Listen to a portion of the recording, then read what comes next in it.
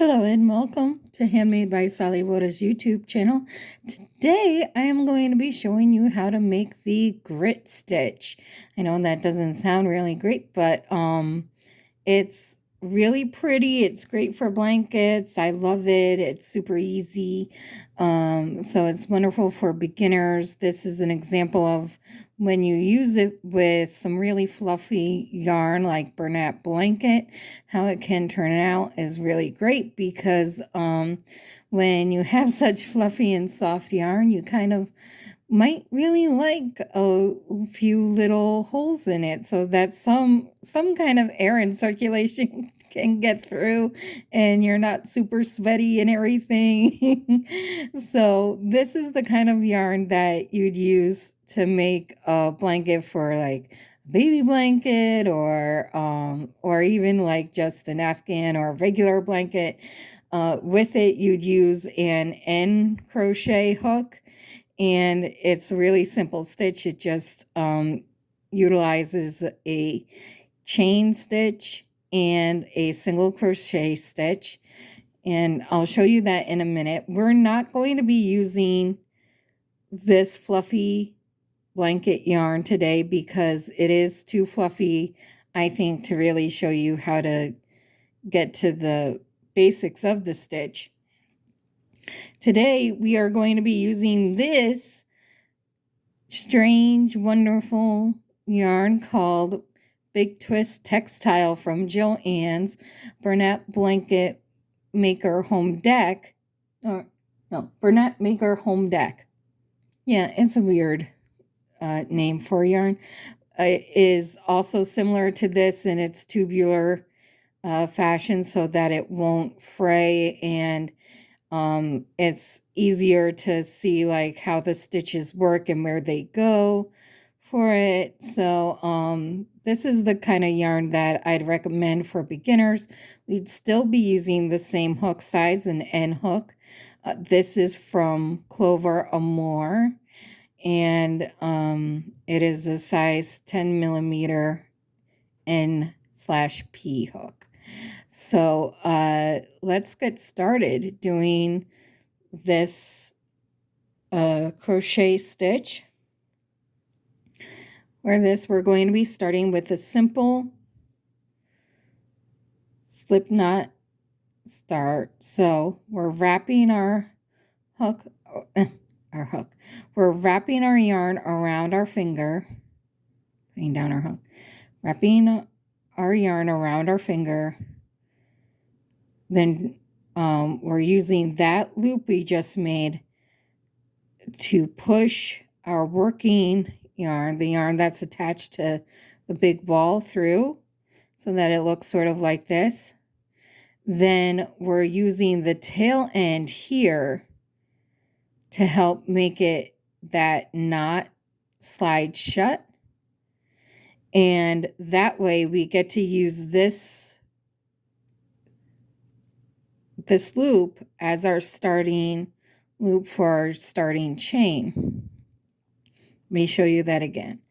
So we're wrapping our yarn around our finger so that it sort of crisscrosses, pulling that, and then pushing our working yarn through that loop, and we're drawing it closed using the tail end of that yarn so that we have our starting loop.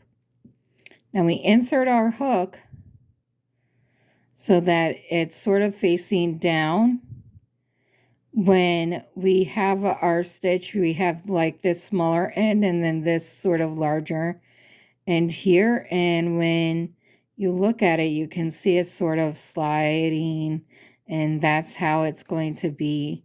I sort of describe holding a crochet hook the same way as holding a toothbrush. And sometimes I've noticed that I'll be holding my toothbrush the way I'm holding my crochet hook, because it is slightly different. But there's also another way where you can hold it sort of like holding a pencil, but I don't really use that way too much. I use it as you'd hold a toothbrush. So then you can slip on, you can slip the loop onto that hook and draw that stitch closed so that it can be about the same size as the hook. And then how we're creating the tension is we're sort of pinching the working end through the ring finger and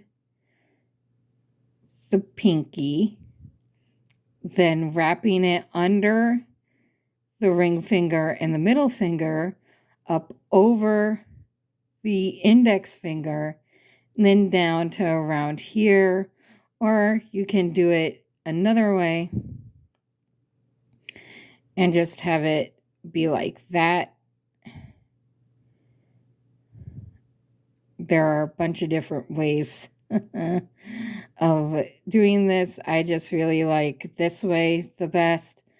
Now we're going to make our first chain stitch. Now we've loaded, I'll say loaded, our yarn onto our hook. And we're going to yarn over hook, which means we just wrap the yarn sort of around, we sort of drape the yarn around the hook or on top of it so that the hook part can catch onto it. And we sort of make it so that the hook size can be facing down so that it makes it easier for it to slip under the stitch like so. And that is our first chain. Yay! So then we yarn over hook again, sort of give it a little twist, and then we draw through that next chain. Now for this pattern, we want to chain an even number, yes, we want to chain an even number of stitches, be it 12, 16, however many you want to do to make this stitch feel comfortable to you. You can make it feel comfortable and then unravel those stitches and make it to the size you want to continue with the video. So let's make, I'm going to make just 12 so that we can just carry on with this video. So now we yarn over hook again and we draw through that loop, yarn over hook again, draw through that loop, yarn over hook again, draw through, yarn over hook again, draw through.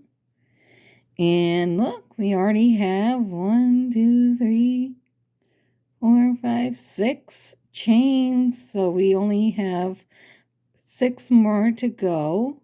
1, 2, 3, 4, 5, 6.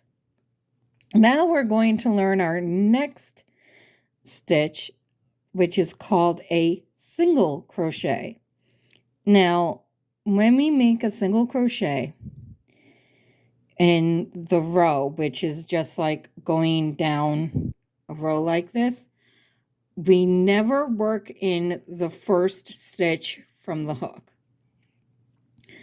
That first stitch is a sort of placeholder and just brings it to about the same size as a single crochet. So we can, so we don't really use that stitch. We use the chain one for each row, and that just sort of gets our stitches to the size of a single crochet to make them easier to do down the row. So since we have 12 stitches now, 12 chains, we should have 11 single crochet when we're done with it. And I like to use this sort of third loop here because when we're done, these sort of looking V stitches sort of look the same as an actual stitch, and I'll show you how that works. So we're going to be working into this third loop up here, inserting our hook into that loop. See?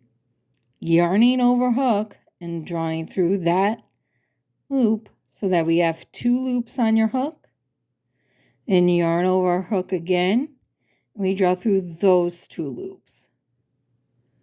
There you go. And now you see the top of that stitch also sort of looks like the bottom, since we worked through that little third loop humpy thing that sort of sticks out like that. So now we're going to do that again. Insert your hook into that next stitch, yarn over and draw through so that there are 2 loops on your hook, and yarn over and draw through those 2 loops, and that's a single crochet. Think of it as making a chain, but then adding a sort of hat on top of it to like cap it off, because that's really all we're doing. We're inserting our hook, we're yarning over and drawing through, and then we're drawing through those 2 loops. See, if we just hold it here, you can see it'd be creating another chain. So we're not doing that. We're drawing through the other loop that's on that hook, and we're putting that little hat on top of it. So we're inserting our hook again, yarning over and drawing through. So that there are 2 loops on your hook, yarn over and draw through those 2 loops. Insert, yarn over, draw through, yarn over and draw through those 2 loops. And just do that until the end. You can pause this video here or continue on. It's not going to take that much longer for me to finish this. I'm just not going to be demonstrating how to do this if you chained more than I did or not.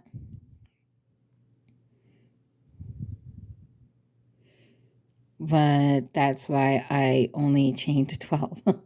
So here we have our last single crochet, and we've reached the end of our first row. Yay. And I promise that is the hardest row you'll ever have to do, but you'll see that our top sort of looks like our bottom. So the top of the stitches look like the bottom of our chain stitches. So now we're going to turn our work so that we're looking at the back now, and we sort of see there are these like the top chains sort of now look like they're on the side. Well, no, it's the wrong side, which is the proper term for it, the wrong side, because we'll see these extra little or these extra third loops down there. We're not going to be working in it. I just wanted to show you how to tell the difference between the right side, or RS, and the wrong side, WS.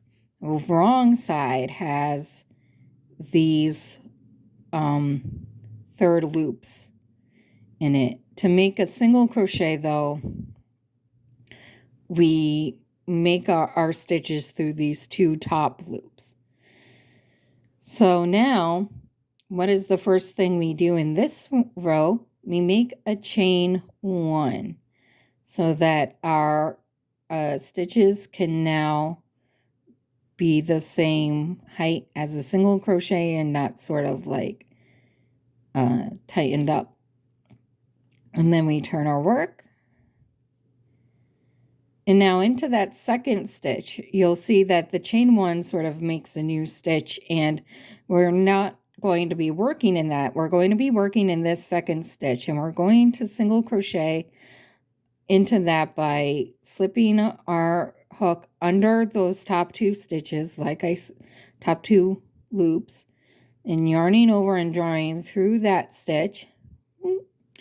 And now we have our 2 loops on our hook. We yarn over and we draw through those 2 loops. Now, to make our grit stitch, It's super simple. We're doing another chain, which is just a yarn over and drawing through that one loop. And then we're skipping the next stitch and making a single crochet into the stitch after that. So we're skipping that stitch here, and we're single crocheting into this stitch here, yarning over and drawing through. So we have 2 loops on your hook, yarn over and draw through those 2 loops.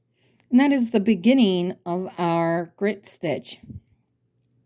We're just chaining 1, skipping the next stitch, and then working a single crochet into the stitch after that all the way across. And we're chaining 1, and we're skipping the next stitch, and we're making another single crochet after that.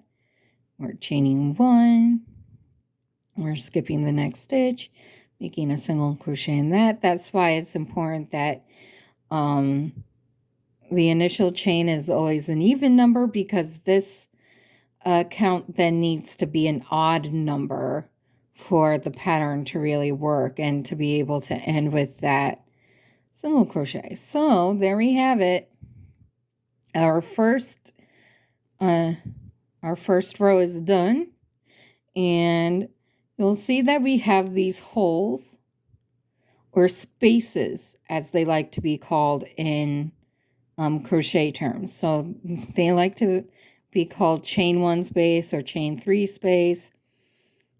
And so we did our chain 1 to bring it to the same size. We're making our first stitch, which is inserting into that stitch from the previous row, that first stitch from the previous row, yarning over and drawing through, yarning over and drawing through 2. And now, because there's a chain space right here, we're not going to be working into that chain. We're going to be working into the space underneath it, so that we just insert our hook into that space, yarning over and drawing up that loop so that it creates that sort of hole, and yarning over and drawing through those 2, and that's our second single crochet. Now we're coming up to our next single crochet of the previous round, but to make the grit stitch work, we're going to be doing a chain 1, skipping that stitch, and working into the chain space into the next chain space, another single crochet. That's how the grit stitch works. And that's why it's like super easy, because you don't have to work into the actual stitches except for that first row. Now we're just going to do that all the way across, and then we're ending with another 2 single crochet there. So this is how the pattern works. Into each space we do a single crochet. Over each single crochet we make a chain stitch. But at the beginning, we're going to have our sides all be single crochet, so that you can see in that finished product, it's nice and flat and even, and it's not like curling inward or veering into like a triangle. So you can see it's really nice and flat. And as I said before, when you use really puffy yarn like this yarn here, just to show you again, this fluffy Bernat baby blanket yarn, it works up really fast. And to make just a baby blanket, you just need to chain like 50 stitches, and about 50 stitches, and then make about 49, 50 rows of it, and you need 2 big balls of that Bernat blanket yarn, because these are so big that it's such a big stitch that you won't need a heck of a lot of yarn to make a baby blanket. So that's really great. And yeah, so this is what a little swatch will look like when you're all nice and finished with it. I'll show you this next round just so that we can get more familiar. But I think you got it. So this round is a lot like the first round, except we're just not going to have any stitches to really go through. It's mostly going to be our chain stitches. So we're going to chain one like we do every row, but skip that chain and work into that first stitch, your first single crochet, yarn over, hold on, insert, yarn over, pull through, yarn over and pull through two.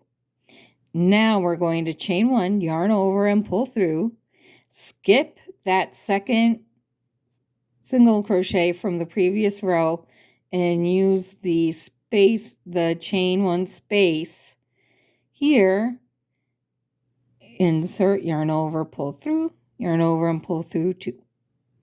Yarn over and pull through, skip that next single crochet, insert, yarn over, pull through two. Yarn over, pull through, chain, skip that next single crochet, use that chain one space, yarn over. So then we come to the end here, we chain one, and then we skip that second to last single crochet from the previous round, and we just make a single crochet into that next stitch to end that row. And so that is the grit stitch, everybody. Yay! It's the grit stitch or the moss stitch or the seed stitch, whichever one that you, and I think I actually think the seed stitch is something else. I might have actually accidentally used a different term. That'll be a stitch for another day then. But yeah, this is great for blankets and scarves and just some really, really wonderful introductory stitch for you. I hope you enjoyed this tutorial. I will see you again soon.